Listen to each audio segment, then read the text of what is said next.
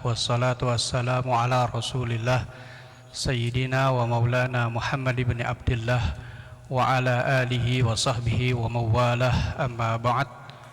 Hadirin hadirat jamaah salat zuhur Masjid Jami' Al-Ihsan yang semoga senantiasa mendapatkan limpahan rahmat dari Allah Subhanahu wa taala.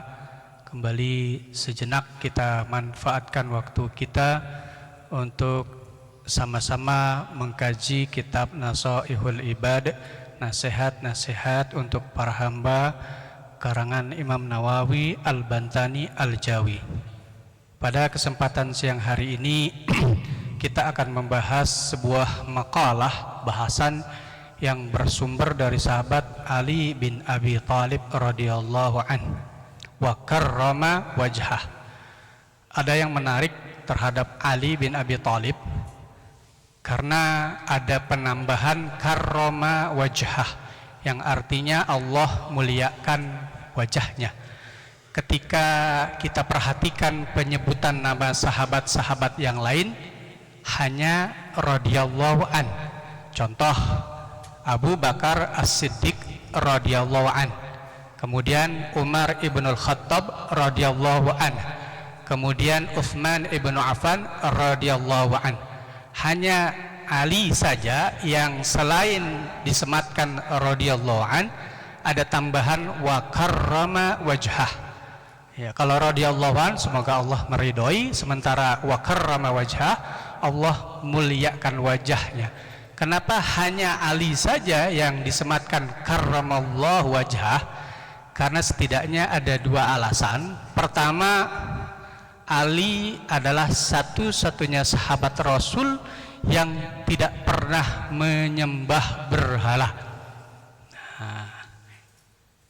Karena apa? Karena beliau masuk Islamnya ketika usia 10 tahun, nggak sempat menyembah berhala.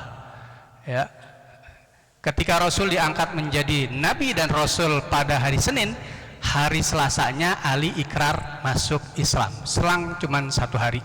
Makanya Ali termasuk golongan as-sabiqunal awwalun, golongan orang-orang yang pertama masuk Islam. Ya. Gelombang pertama.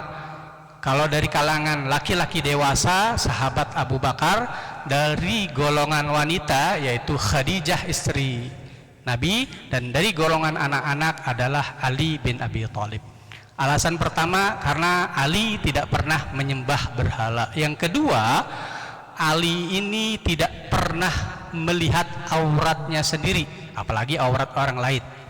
Makanya masyhur ketika diriwayatkan ketika beliau mohon maaf buang air kecil, beliau tidak pernah sekalipun melihat auratnya sendiri. Kalau kita kan pasti ngelihat aurat ya. Jadi kenapa Ali mendapatkan julukan gelar karramallahu wajah?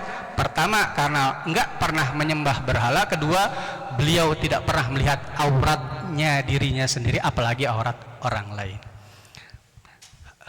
Baik, apa yang disampaikan oleh Ali, laula khamsa khisalin lasaran nasu kulluhum salihin. Jika tidak ada 5 perkara, maka niscaya manusia akan menjadi baik semuanya. Artinya karena 5 perkara ini orang menjadi tidak baik.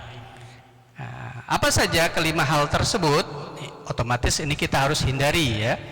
Yang pertama, al-qana'atu bil jahli, menerima terhadap kebodohan, menerima terhadap ketidaktahuan.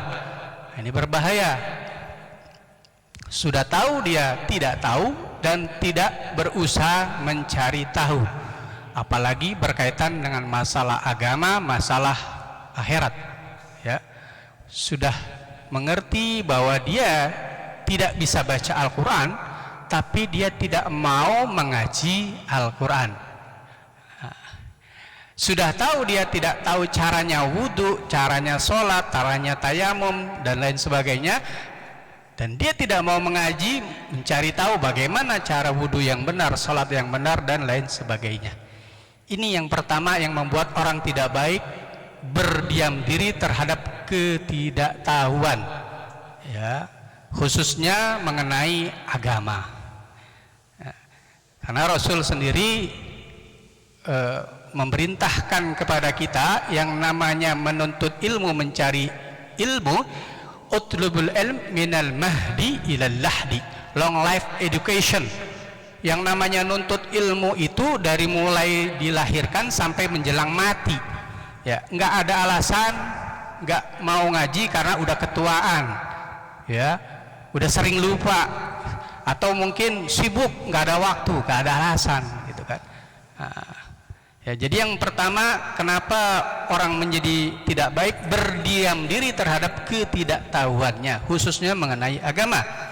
Rasulullah Shallallahu Alaihi Wasallam bersabda, Allahu yubghidu kulla alimin bid dunya jahilun bil akhirah. Allah itu murka terhadap orang yang ngerti terhadap perkara dunia tapi bodoh terhadap perkara akhirat. Mengenai dunia A, B, C sampai Z-nya dia kuasain, jago bisnis, jago dagang, tapi begitu ditanya tentang masalah agama, akhirat, nol. Allah murka terhadap orang yang seperti ini. Rawahu Al-Hakim. Rasul juga mengatakan, dzambul alim dzambun wahidun wa dzambul jahilu dzamban, bahwa dosanya orang alim itu satu, sementara dosa orang yang bodoh adalah dua. Satu karena kebodohannya, kedua karena tidak ingin cari tahu. Rawahu Ad-Dailami. Kemudian yang kedua yang membuat orang menjadi tidak baik adalah walhirsu ala dunya, terlampau semangat terhadap dunia. Oleh ulama di dalam kitab Tambihul Ghafilin, al-hirsu ini, semangat ini dibagi menjadi dua. Ada al-hirsu madmumun, semangat terhadap dunia yang tercela. Apa itu? Ia semangat mencari dunia sampai ia melupakan kewajibannya kepada Allah.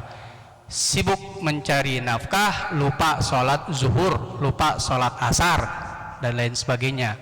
Sibuk cari dunia, nggak mau bayar zakat, nggak mau bersedekah.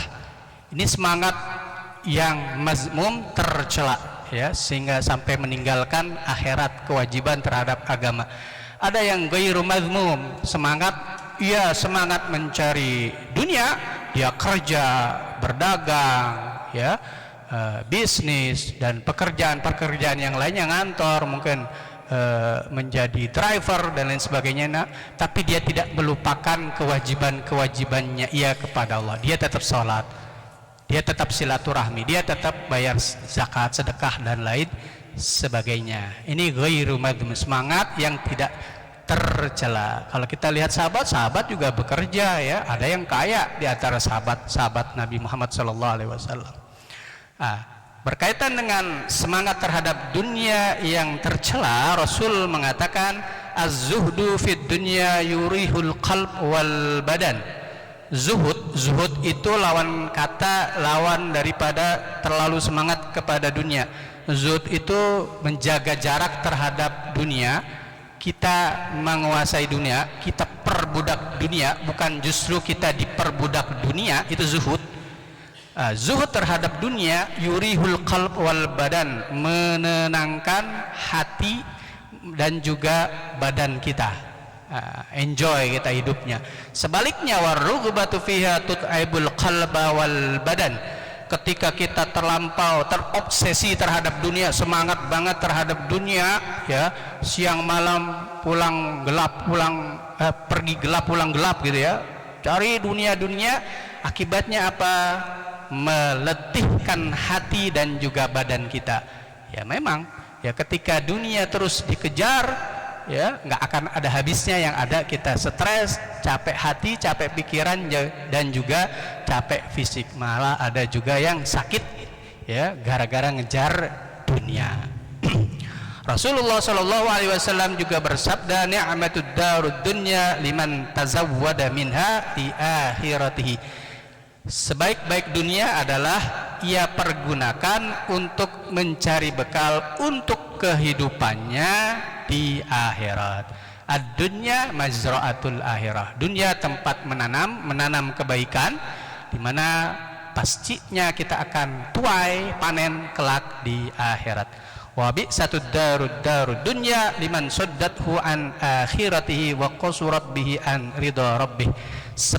Seburuk-buruk dunia adalah orang yang gara-gara dunianya terpaling kehidupan akhiratnya.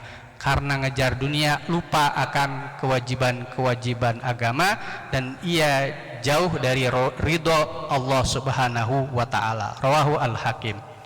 Kemudian yang ketiga yang membuat orang menjadi tidak baik adalah wasyuhu bil fadl, pelit terhadap kelebihan yang ia miliki. Ada yang Allah lebihkan ilmunya, dia pelit berbagi ilmu kepada orang lain. Ada orang yang dilebihkan oleh Allah hartanya, ia tidak mau berbagi kepada orang yang membutuhkan orang lain. Pelit tidak hanya dibenci oleh Allah, tapi juga dibenci oleh sesama manusia. Makanya kami sangat mengapresiasi ada jamaah yang memberikan semacam kulkas gitu ya. Kalau kita masuk Masjid Al-Ihsan di sebelah kiri ya, kalau mau masuk itu ada semacam lemari pendingin air, ada airnya itu adalah dari jamaah untuk jamaah. Jadi silahkan para jamaah keluar dari masjid ambil air minum yang memang disiapkan oleh jamaah dan untuk jamaah. Nah, ketika berbagi seperti contohnya itu air dingin itu dan juga mesinnya, sebetulnya sebagaimana kita bahas pada minggu kemarin, nikmat atau kebahagiaan, kepuasan yang tertinggi bukan orang yang ngambil air mengkonsumsinya. Justru kenikmatan terbesar adalah orang yang memberi mesin, memberi air ya, ngisi air itu dengan air mineral, mungkin teh kotak, teh botol dan lain. Justru kenikmatan terbesar orang yang ngasih ya. Karena apa? Karena ada satu kepuasan batin bisa membantu orang lain. Nah, kepuasan batin ini tidak bisa dinilai dengan apapun ya. Jadi ketika kita berbagi, justru yang nikmatnya luar biasa itu orang yang ngasih, bukan orang yang dikasih.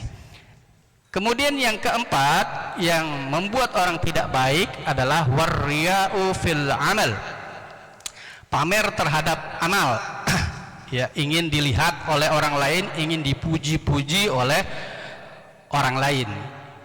Rasulullah Shallallahu Alaihi Wasallam bersabda, asyaddun nasi adzaban yaumal qiyamah man yaran nas anna fihi khairan wala khaira fi.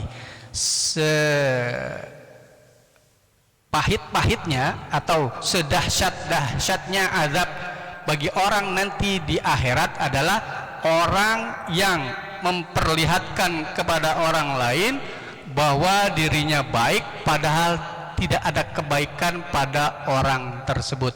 Mungkin gampangannya pencitraan, dia mencitrakan kepada orang banyak bahwa dia adalah orang baik padahal tidak ada kebaikan sedikit pun pada orang tersebut. Ini orang yang macam kayak gini karena riya ya, pamer, azabnya akan sangat-sangat dahsyat di hari kiamat.